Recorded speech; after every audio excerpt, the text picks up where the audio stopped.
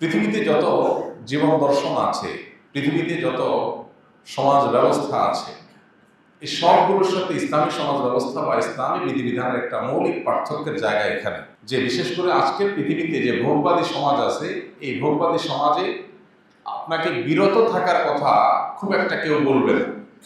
সবাই আপনাকে বলবে শুধু ভোগের কথা।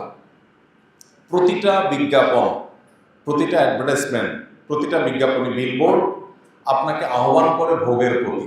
আপনি হয় কোনো বাড়ি গাড়িকে ভোগ করার জন্য আপনাকে আহ্বান করা হবে, অথবা কোনো খাবার দাবার ভোগ করার জন্য আপনাকে আহ্বান করা হবে, অথবা আপনার জৈবিক কোনো চাহিদা পূরণের জন্য আপনাকে নানাভাবে পরিচিত করা হবে, আহ্বান করা হবে।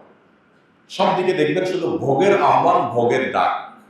ইসলাম আমাদেরকে এর বিপরীতে সবসময় ত্যাগ এবং আত্মনিয়ন্ত্রণের ডাক দেয়, আহ্বান করে।